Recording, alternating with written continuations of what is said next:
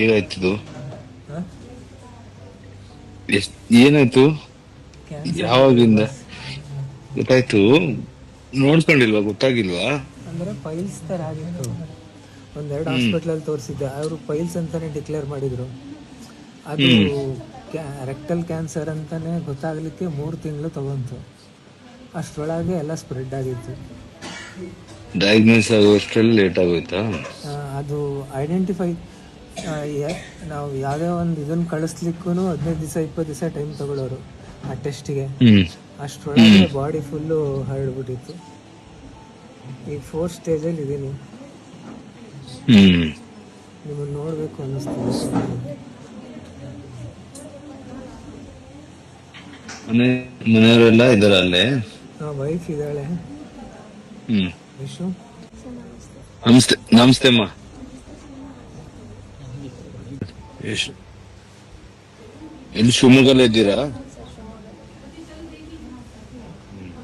ನೀವೇನ್ ಮಾಡ್ತಿದ್ರ? ನಾವು ಹೌಸ್ ನಿಮ್ದು ಯಾವ ಊರು? ನಮ್ದು ಇಲ್ಲೇ ಎನ್ನಾರ್ಪುರ ಅಂತ ನರಸಿಂಹರಾಜ. ಅಲ್ಲೇನಾ?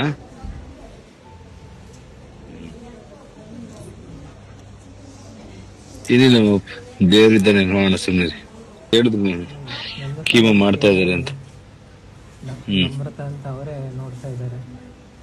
ಹ್ಮ್ ಅದು ನೀವು ಹೋಪ್ ಇಟ್ಕೋಬೇಕು ಅಲ್ವಾ? ಎಲ್ಲಾನು ಈಗ ಅದ್ ಯಾವ ಸ್ಟೇಜು ಏನು ಅದು ಅವ್ರ ಡಾಕ್ಟರ್ ಕೆಲ್ಸ. ಬಟ್ ನಮ್ಗೆ ಮನುಷ್ಯನ ನಮ್ ಕರ್ತವ್ಯ ನಾವ್ ಮಾಡ್ಬೇಕು.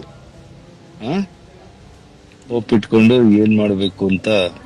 ಈ ಸರಿ ತುಂಬ ಹೋಪ್ ಇಟ್ಕೊಂಡಿದ್ವಿ, ಟಾಕ್ಸಿಕಿಗೆ ಏನೇನೋ ಮಾಡಬೇಕು ಅಂತ. ನಾನೇ ಅದೆಲ್ಲ ಪ್ರೆಸಿಡೆಂಟ್ ಬಿಡಿ, ಆಗಿ ಅದೆಲ್ಲ ಬಂದ್ಬಿಟ್ಟೆ ನಾನು. ಅದೆಲ್ಲ ಬಿಡಪ್ಪ. ಸಿನಿಮಾದೆಲ್ಲ ನೀವು ತಲೆ ಕೆಡ್ಸ್ಕೊಬಿಡಿ. ಅದ್ ಬರುತ್ತೆ ಹೋಗುತ್ತೆ ಲೈಫಲ್ಲಿ. ನಿಮ್ಗಳ ಲೈಫ್ ನೋಡ್ಬೇಕು ಯಾವಾಗ್ಲೂ. ನಾನು ಅದೇ ಹೇಳೋದು, ಹೆಲ್ತ್ ನೋಡ್ಕೋಬೇಕು. ಗೊತ್ತಾಗ್ಬಿಡಿ ಯಾರಿಗೂ ಏನು ಅಂತ ಹೇಳಕ್ಕಾಗಲ್ಲ ಅದು.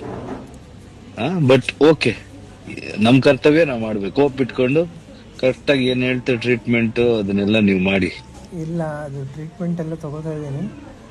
ಹ್ಮ್ ಆಪ್ರೇಷನ್ ಕೂಡ ಆಗಿದೆ ಇಲ್ಲಿ ಹ್ಮ್ ಹೊಟ್ಟೆಲಿ. ಹ್ಮ್ ಈಗ ಹ್ಮ್ 6-8 ಕೀಮೋ ಆದಮೇಲೆ ಅದೇಗೇನು ಹ್ಮ್ ಆಪ್ರೇಷನ್ ಆಗಬೇಕು. ಹ್ಮ್ ಹಾಗಾಗಿ SCG ಲೆಲ್ಲ ತೋರಿಸಿದ್ದೆ.